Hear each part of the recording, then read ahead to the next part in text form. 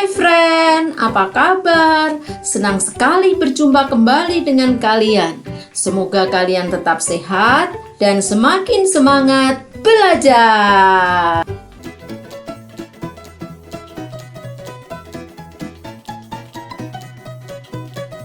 Sobat muda, hari ini kita akan belajar termokimia. Apa itu termokimia? Termokimia merupakan cabang ilmu kimia yang mempelajari hubungan antara reaksi dengan panas. Materi pembahasannya ada 3. Pertama, reaksi eksoterm dan endoterm. Kedua, perubahan entalpi. Dan yang ketiga, cara menentukan perubahan entalpi. Namun, untuk cara menentukan perubahan entalpi, kita akan bahas pada video yang kedua. Guys, sebelum kita mempelajari reaksi eksoterm dan endoterm, kita perlu memahami hukum pertama termodinamika atau hukum kekekalan energi yang mengatakan energi tidak dapat dimusnahkan atau diciptakan. Artinya, energi alam semesta adalah tetap. Jadi, energi yang menyertai suatu proses kimia ataupun proses fisika hanyalah merupakan perpindahan atau perubahan bentuk energi. Energi berpindah dari sistem ke lingkungan dan sebaliknya. Nah, apa itu sistem dan apa itu lingkungan? Sistem merupakan bagian dari alam semesta yang menjadi pusat perhatian, yang kita amati gejala atau sifatnya.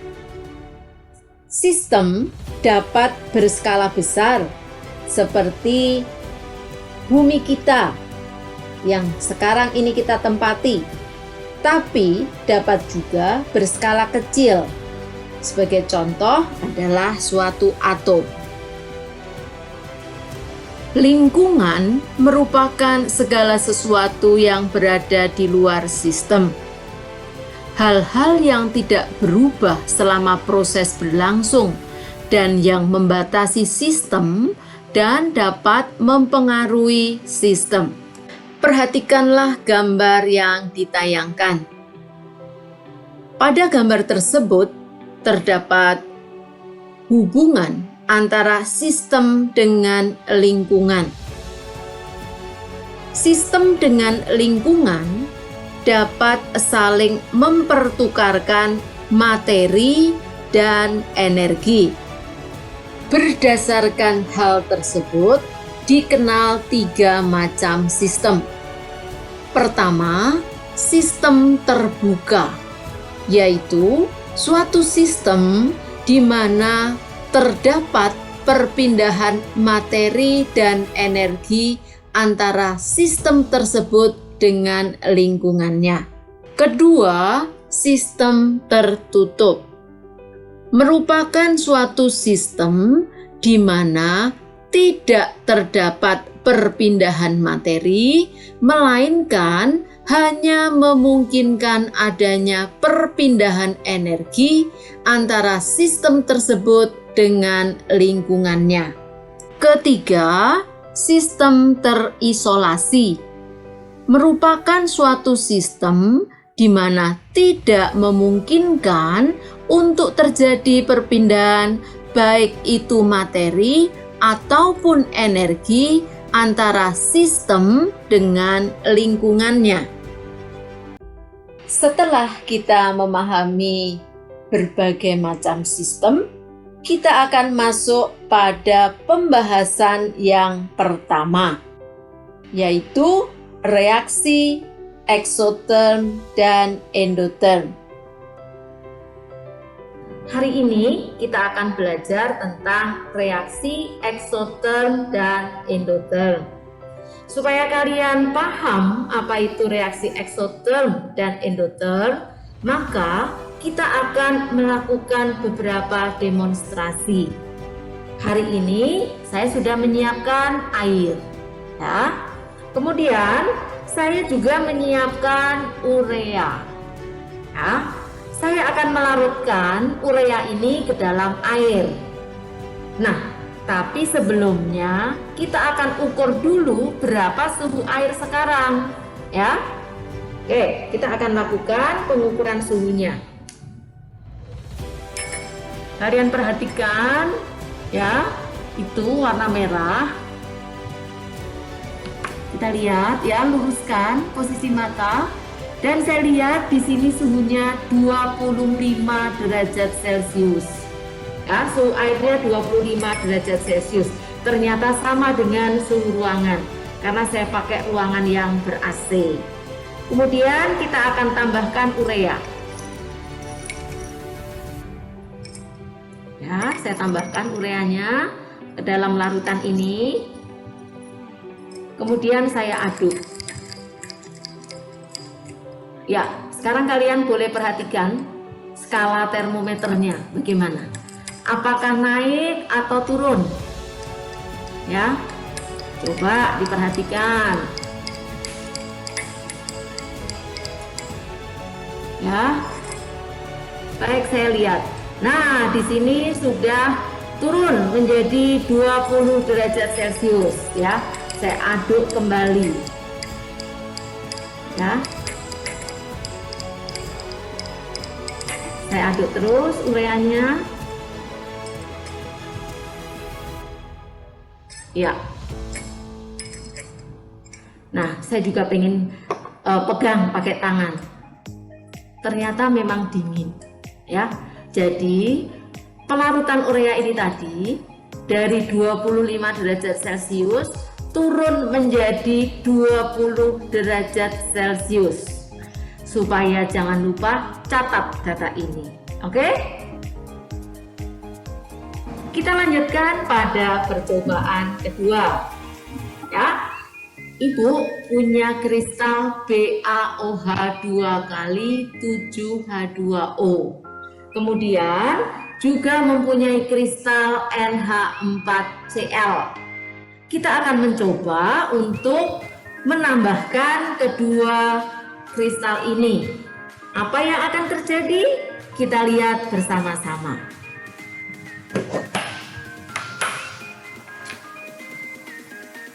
Pertama, kita ambil kristal NH4Cl, ya.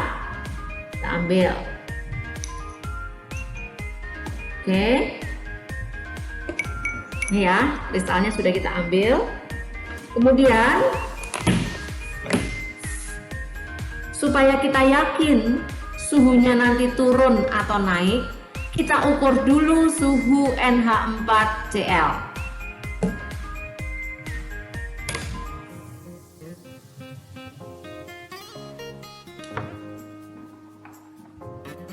Kalian bisa lihat suhu NH4Cl, ya.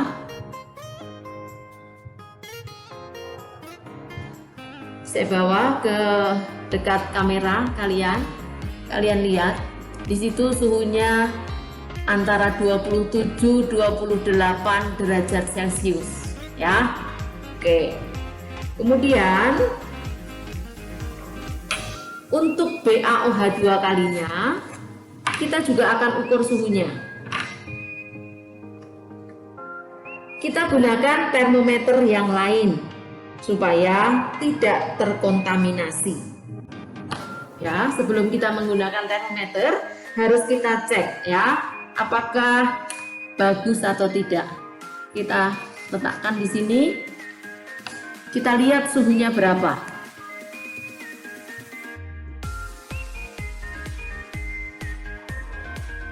Nah, perhatikan, ya, di situ suhunya 30 derajat Celcius. Jadi saat pertama bisa kita katakan 27,5, saat yang kedua ini 30 derajat Celcius. Bagaimana sekarang kalau keduanya kita campurkan?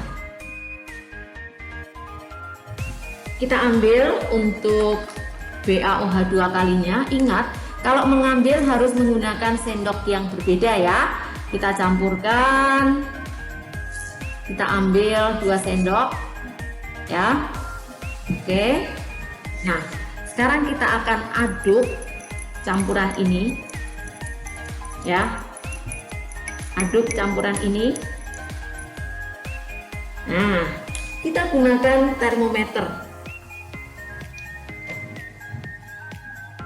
ya, kalian bisa lihat.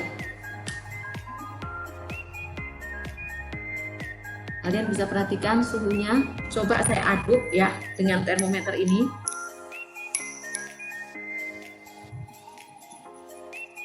Oh, tangan saya mulai kedinginan. Kalian lihat suhunya sudah 10 derajat Celcius sekarang. Ya. Nih. Padahal saya pegang ya anak-anak ya.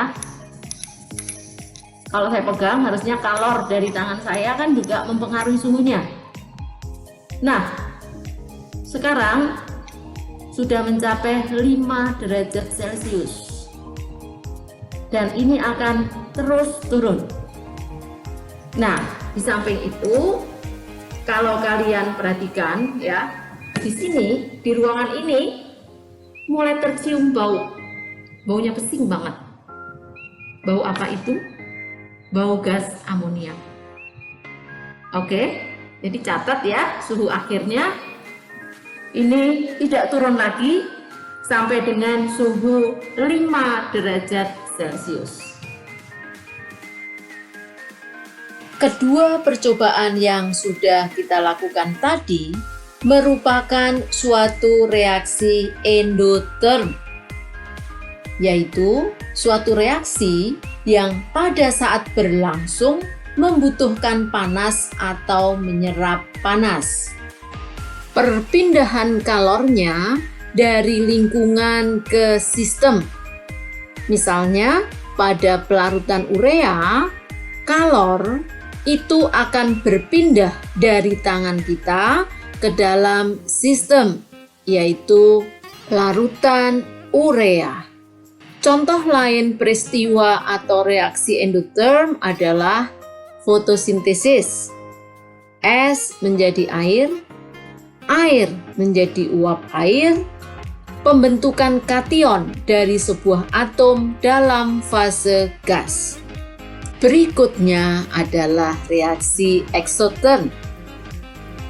Reaksi eksotherm merupakan reaksi yang pada saat berlangsung disertai pelepasan panas atau kalor.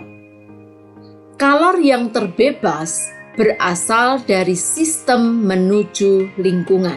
Mari kita amati proses berikut ini.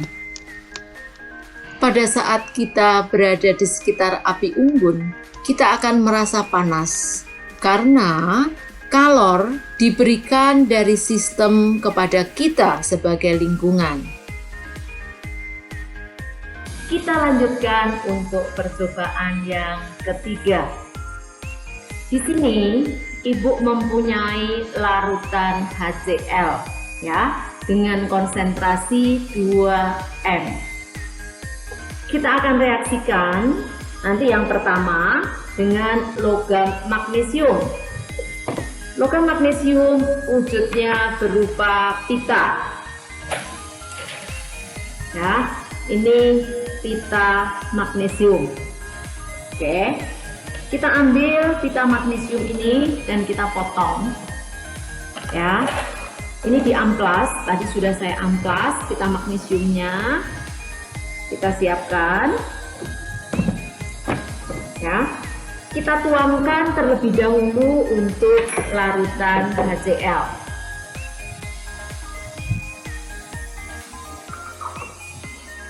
Ya, kita sudah tuang larutan HCl-nya. Ya. Kemudian kita ukur suhu dari larutan HCl ini. Kita ukur suhunya. Kita lihat suhunya. Kalian bisa perhatikan di sini suhunya 27 derajat Celcius. Ya.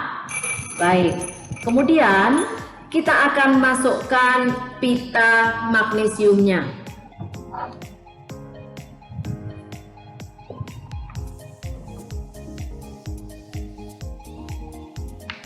Pita magnesium ini punya suhu seperti suhu kamar, dan saya setting ruangan ini suhunya 25 derajat Celcius. Ya, ini pita magnesium sudah saya gulung. Kita masukkan sekarang ke dalam larutan HCl. Ya, kalian bisa perhatikan, ini saya dekatkan, terjadi reaksi antara larutan HCl dengan pita magnesium. Ya, ini dari bagian bawah terlihat seperti itu. Ya, kalau saya pegang mulai terasa hangat. Ya, kita akan ukur berapa suhunya. Dan di sini kita perhatikan terjadi gelembung-gelembung gas. Ya, kita lihat suhunya. Nih, suhunya naik terus. Ya, suhunya naik. Kalian bisa perhatikan pada termometernya. Ya. Ya, sekarang sudah mencapai 29. Reaksi masih berlangsung. Kita tunggu terus. Ya. Ini mencapai 30. Kalian perhatikan. Ini 30 derajat. Dan reaksi masih berlangsung terus. Ya. Ya, naik lagi. Nih sudah 32 derajat Celcius. Kita tunggu hingga reaksi berakhir.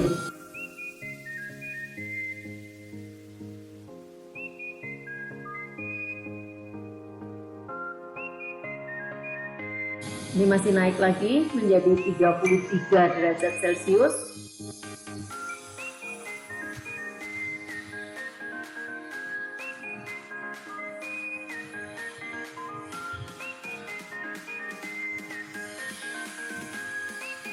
Kita lihat.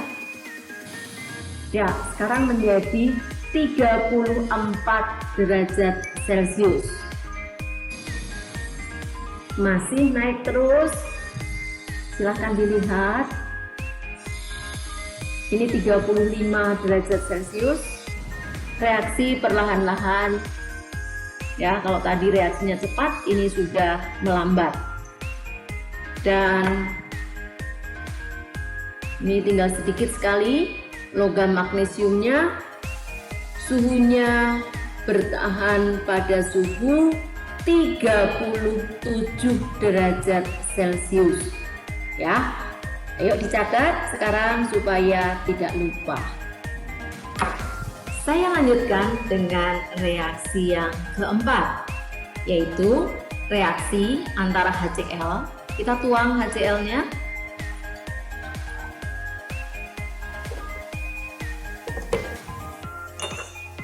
Nah, sama seperti tadi, kita ukur suhu dari larutan HCl ini.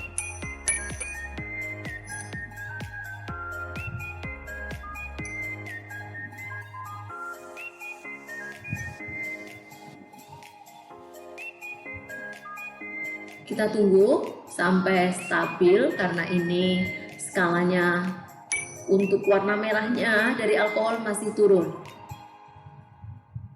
Ya.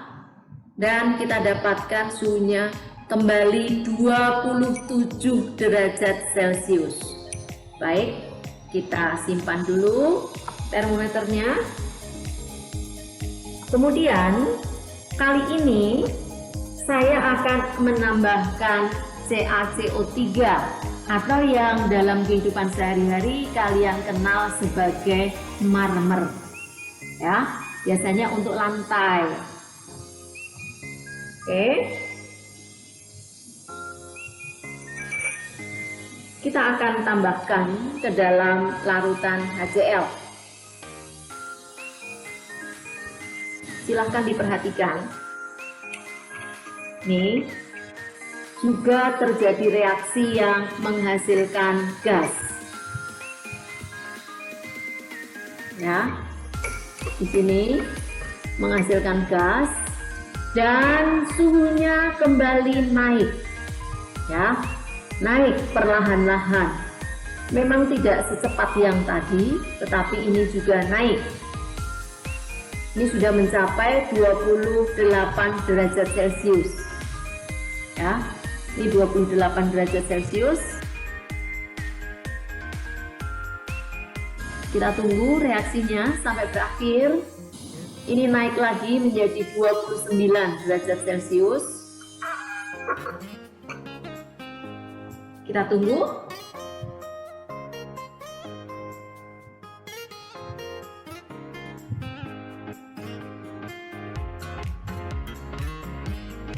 Reaksi masih terus berlangsung.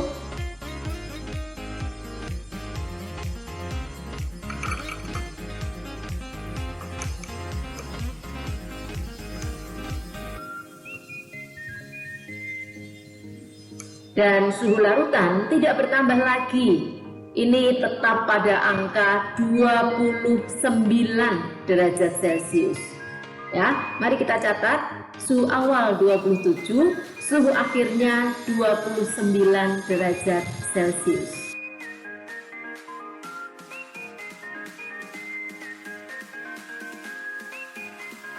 Selain dua reaksi yang sudah didemonstrasikan, reaksi eksoterm juga terjadi pada reaksi respirasi, reaksi pembakaran, peristiwa kondensasi hujan dari air, pembentukan salju di awan, reaksi alkana dengan asam, reaksi netralisasi asam dengan basa, dan peristiwa perubahan air menjadi es. Setelah mengenal reaksi eksoterm dan endoterm, kita akan belajar tentang persamaan termokimia. Apa itu persamaan termokimia?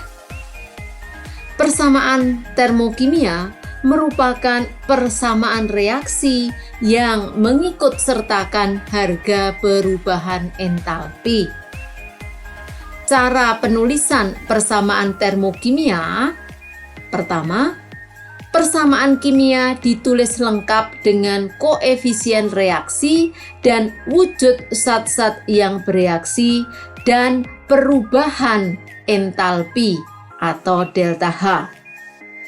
Kedua, jika reaksi itu eksoterm, harga delta H dituliskan dengan tanda negatif. Jika endoterm, harga delta H dituliskan dengan tanda positif. Sebagai contoh, pertama, reaksi logam natrium dengan air. Kita tuliskan persamaannya, 2Na solid ditambah 2H2O liquid menjadi 2NaOH aqueous ditambah H2 gas, delta H sama dengan min 367,5 kJ. Contoh kedua, penguraian air menjadi unsur-unsurnya. H2O liquid menjadi H2 gas ditambah setengah O2 gas. Delta H sama dengan plus 285,8 kJ. Ini berarti reaksinya endoterm.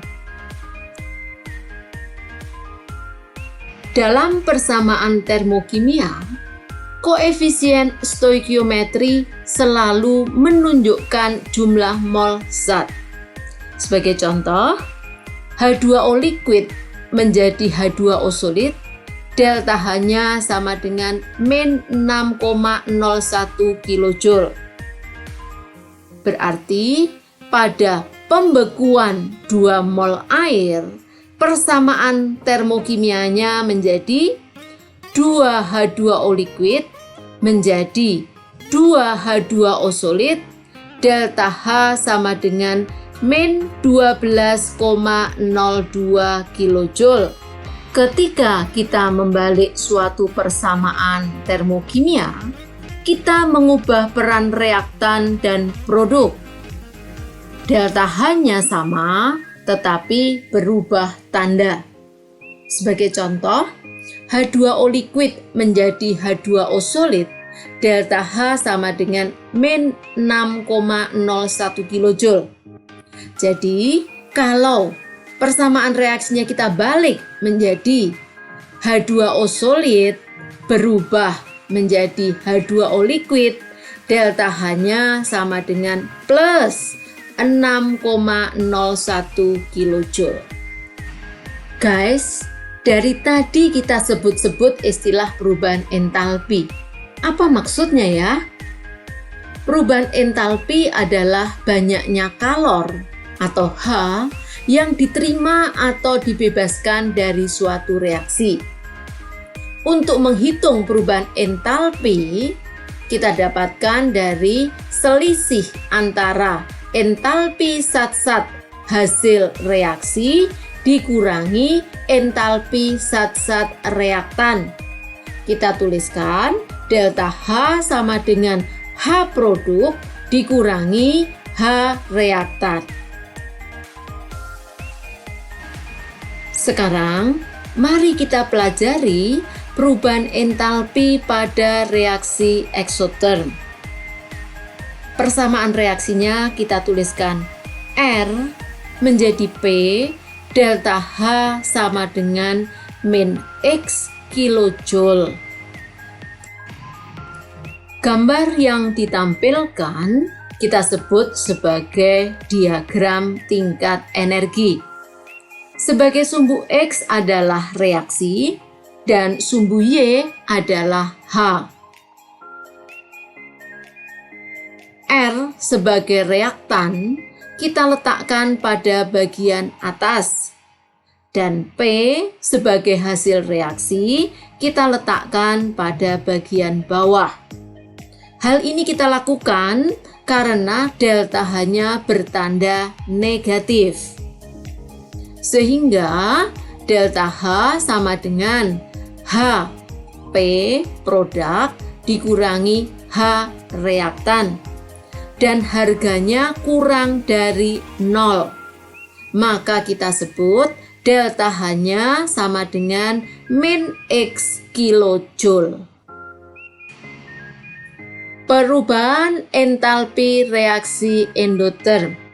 Sebagai contoh, kita ambil reaksi R menjadi P ditambah Q, menyerap X kilojoule.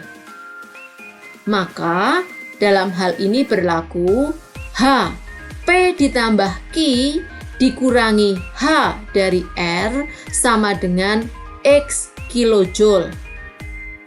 Atau dengan kata lain, kita tuliskan delta H sama dengan plus X kilojoule.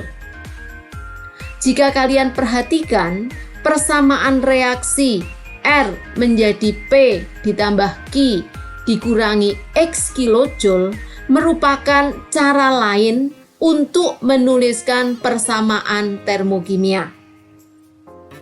Jika kita tidak menuliskan delta H, reaksi endoterm yang membutuhkan panas, kita tuliskan min X kilojoule. Dan jika kita ubah menjadi delta H, tandanya adalah lawan dari minus, yaitu plus.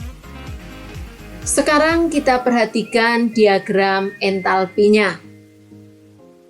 R sebagai reaktan kita gambarkan pada bagian bawah, dan P sebagai produk kita gambarkan pada bagian atas, sehingga arah anak panah menuju ke atas. Ini menunjukkan bahwa delta H-nya bertanda positif dan diperoleh dari H produk dikurangi H reaktan yang berharga lebih besar dari 0. Ingat sekali lagi, besarnya perubahan entalpi atau delta H sama dengan besarnya panas reaksi, tetapi dengan tanda yang berlawanan. Sekarang kita akan belajar jenis-jenis perubahan entalpi. Pertama, entalpi pembentukan standar atau standar enthalpy of formation. Kedua, entalpi penguraian standar atau standar enthalpy of decomposition. Ketiga, entalpi pembakaran standar atau standar enthalpy of combustion. Dan terakhir, entalpi netralisasi. Yuk, sekarang kita perjelas satu persatu. Pertama, entalpi pembentukan standar. Kalian perlu tahu istilah standar. Apa artinya itu? Yang dimaksud adalah kondisi pada tekanan 1 atmosfer dan suhu 25 derajat Celcius. Perubahan entalpi pembentukan standar adalah perubahan entalpi yang terjadi pada pembentukan 1 mol suatu senyawa dari unsur-unsurnya pada keadaan standar. Sebagai contoh, pembentukan air. Persamaan reaksinya kita tuliskan H2 gas ditambah setengah O2 gas menjadi H2O liquid. Delta H sama dengan min 286 kJ. Saya tekankan sekali lagi bahwa H2O yang terbentuk harus 1 mol dari unsurnya, yaitu unsur hidrogen H2 dan oksigen yang keduanya berwujud gas. Entalpi yang kedua adalah entalpi penguraian standar atau standar enthalpy of decomposition. Entalpi penguraian standar adalah perubahan entalpi pada penguraian 1 mol suatu senyawa menjadi unsur-unsurnya pada keadaan standar. Ingat, keadaan standarnya tekanan 1 atmosfer 25 derajat Celcius. Dan entalpi penguraian ini merupakan kebalikan dari entalpi pembentukan. Sebagai contoh, H2O liquid menjadi H2O gas ditambah setengah O2 gas. Delta H sama dengan plus 286 kJ. Artinya, untuk menguraikan 1 mol air dibutuhkan kalor 286 kJ. Dan sesuai dengan hukum Laplace, kalor yang dibebaskan pada pembentukan senyawa dari unsur-unsurnya sama dengan kalor yang diserap pada penguraiannya. Delta HF0 sama dengan min delta HD0. Besarnya perubahan entalpi sama besar, hanya tandanya saja yang merupakan kebalikan. Jika pada pembentukan bertanda minus, maka pada penguraian bertanda plus atau positif. Ketiga, entalpi pembakaran standar atau standar enthalpy of combustion. Entalpi pembakaran standar adalah perubahan entalpi pada pembakaran sempurna 1 mol suatu senyawa pada keadaan standar. Sebagai contoh, reaksi pembakaran gas metana. Persamaan reaksinya, CH4 gas ditambah 2O2 gas menjadi CO2 gas ditambah 2H2O gas, delta HC0 sama dengan min 889,5 kJ per mol. Artinya, pada pembakaran sempurna 1 mol metana pada keadaan standar dihasilkan energi sebesar 889,5 kJ. Beberapa contoh lain untuk delta H pembakaran dapat kalian lihat pada tabel yang disajikan.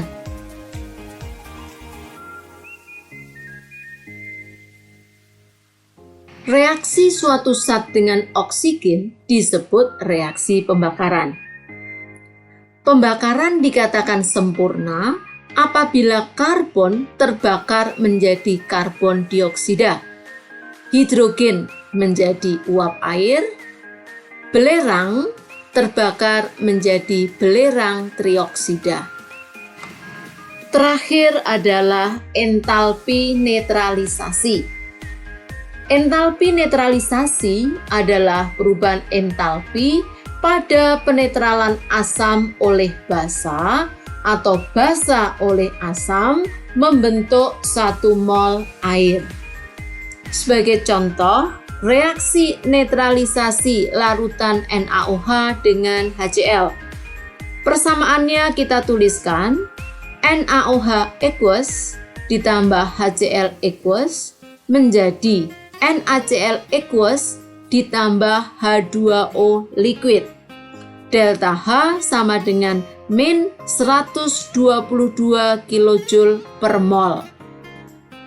Artinya, pada reaksi penetralan 1 mol NaOH dengan 1 mol HCl menghasilkan 1 mol air dan dibebaskan panas sebesar 122 kJ. Terima kasih kalian sudah belajar bersama saya. Dan jangan lupa subscribe, like, komen, dan share. Kita akan jumpa lagi pada video selanjutnya.